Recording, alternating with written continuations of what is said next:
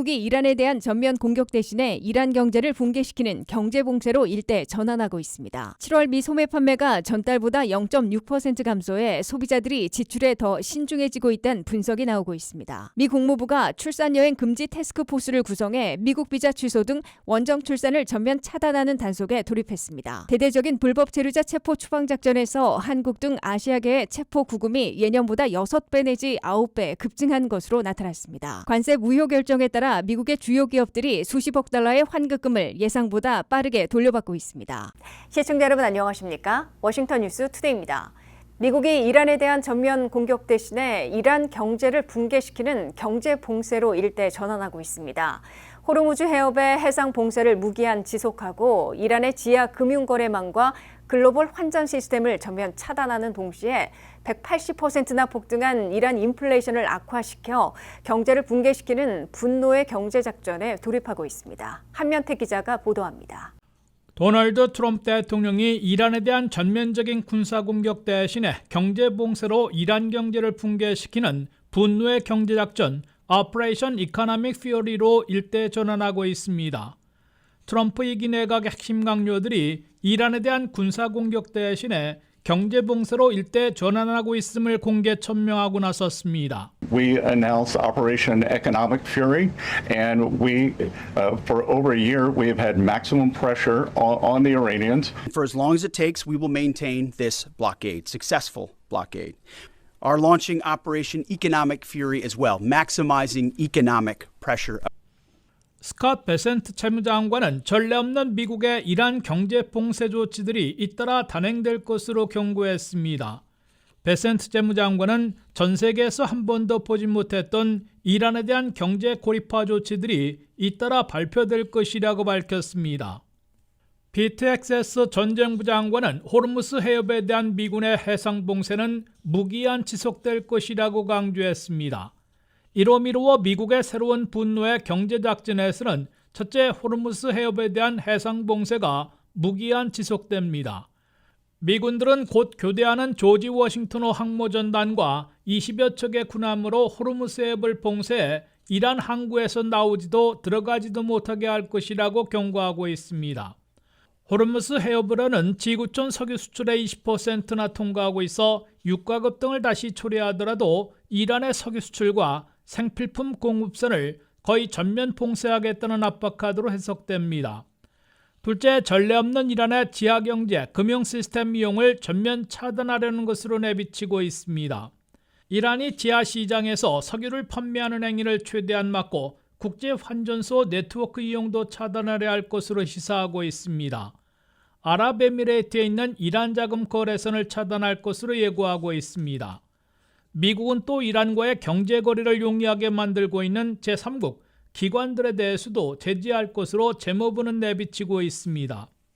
셋째, 이란이 현재 180%나 되는 역대급 인플레이션을 겪고 있기 때문에 갖가지 경제 봉쇄 조치로 이란 경제가 완전 붕괴될 것으로 미국은 내다보고 있습니다. 도널드 트럼프 대통령은 이란의 살인적인 인플레이션을 예로 들면서 미국은 이제 로우키로 갈 것이라고 밝혀 이란 경제 봉쇄와 붕괴 작전으로 전환하고 이란의 백기투항을 기다릴 것임을 시사하고 있습니다. WKTV 뉴스 한면택입니다. 미국의 7월 소매 판매가 시장의 예상을 깨고 0.6% 감소했습니다. 대형 할인 행사가 6월로 앞당겨진 영향도 있지만 높은 생활비와 고용시장 둔화 속에 소비자들이 지출에 더욱 신중해졌다는 분석이 나오는데요. 소비 감소는 물가를 낮추는 데 도움이 될 수 있지만 장기간 이어질 경우 기업 매출과 일자리가 위축될 수 있다는 우려도 나옵니다. 안혜린 기자가 보도합니다. 미 소비자들이 7월 들어 지갑을 다소 닫은 것으로 나타났습니다. 상무부에 따르면 7월 소매 판매는 전달보다 0.6% 감소했습니다. 0.1% 증가할 것이라는 시장 전망과는 정반대 결과로 지난해 5월 이후 1년 2개월 만에 가장 큰 감소폭입니다.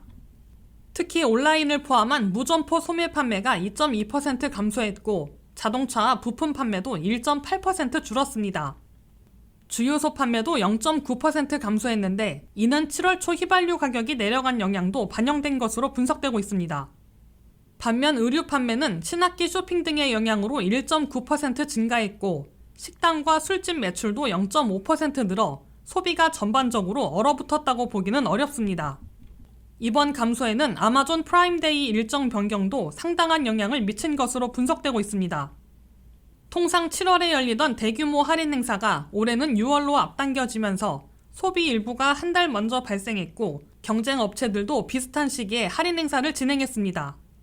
하지만 이런 일시적인 요인을 제외하더라도 미 소비자들이 높은 가격에 더욱 민감해지고 필요한 물건과 할인 상품을 골라 구매하는 경향이 강해지고 있다는 분석이 나오고 있습니다.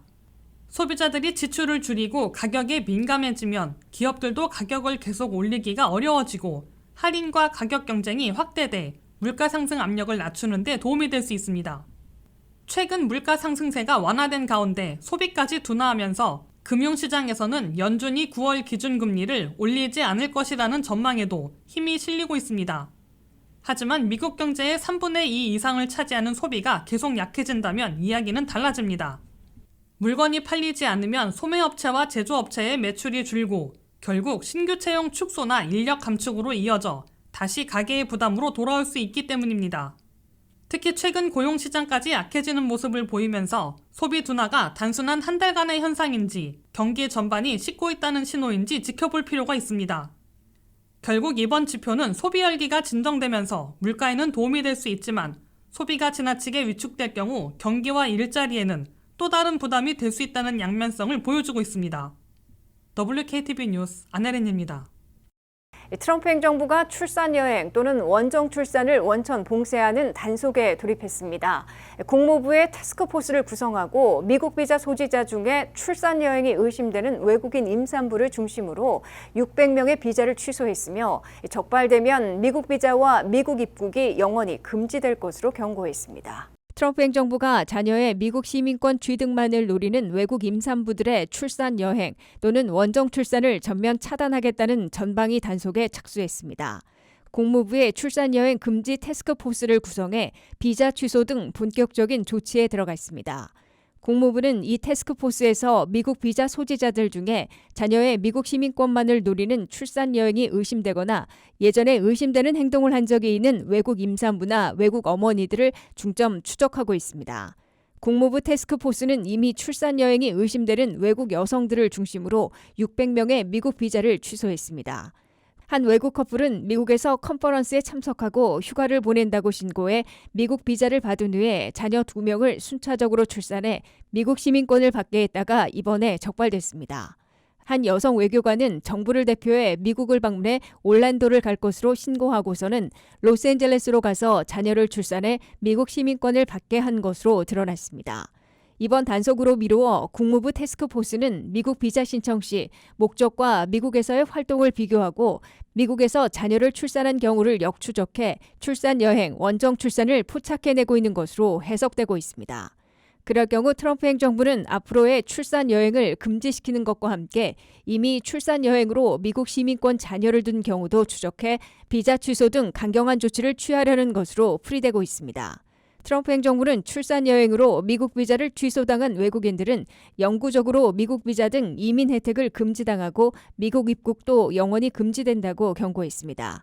출산 여행, 원정 출산은 부모가 미국 정부를 속이고 미국 비자를 이용해 미국에서 자녀를 출산한 불법 행위이므로 처벌과 함께 모든 혜택을 영구 금지할 것으로 트럼프 행정부는 경고하고 있습니다.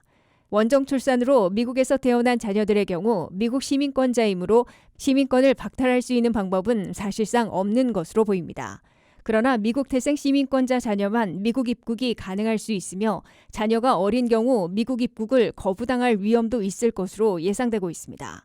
미국 태생 시민권자 자녀들이 21세가 돼 부모들을 시민권자의 부모로서 이민 신청을 할 때 출산 여행 기록 때문에 부모의 영주권 신청은 기각당할 수도 있다는 예상이 나옵니다. 트럼프 2기 행정부 들어 1년 반 동안 ICE에 체포 구금되고 추방된 한국 등 아시아계가 예년보다 6배 내지 9배 급증한 것으로 나타났습니다. 아시아 국가 출신 중에 인도계가 가장 많았고 2위는 중국, 3위 베트남, 4위 우즈베키스탄, 5위 라오스로 조사됐는데요. 한국인들은 조지아 공장에서 316명이 체포 구금됐다가 자진 출국한 바 있는데 전체로는 388명 체포, 224명 추방으로 아시아 출신 국가 중 탑5 안에 드는 불명예는 모면했습니다. 한면택 기자가 보도합니다.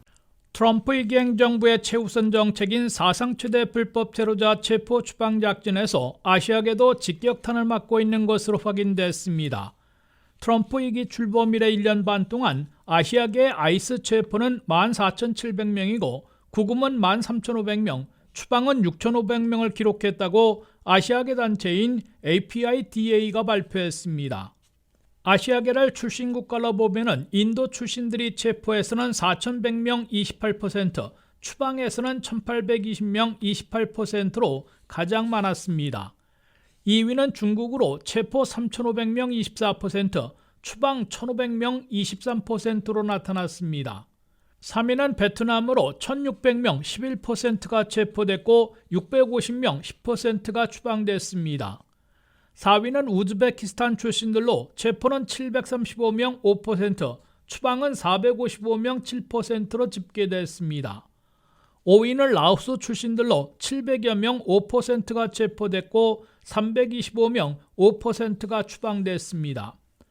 한국 출신들은 388명이 붙잡혔고 224명이 추방돼 톱5 안에 드는 불명예는 모면했습니다.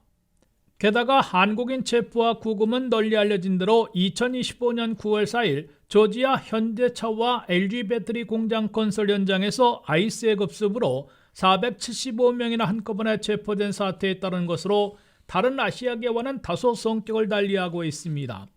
단일 체포로는 최대 규모였던 475명 체포자들 중에 한국적 자들은 316명이었는데 거액을 투자하고도 이민급습당해 대거 체포된 이례적인 사태였기 때문에 9월 11일 자진 출국하고 재입국도 허용받는 것으로 사태를 일단락지은 바 있습니다. 이에 따라 조지아 사태를 제외한 한국인 체포는 70여 명으로 계산되고 있고 전체 체포자 388명 중에서 224명이 추방당한 것으로 뉴욕 시라큐스 대학 트랙에서 집계됐습니다. 트럼프 2기 출범 이래 체포 구금되고 추방당하는 아시아계는 이전 행정부의 예년에 비해 체포 구금은 6배, 추방은 9배나 역대급으로 급증한 것으로 APIDA는 경고했습니다.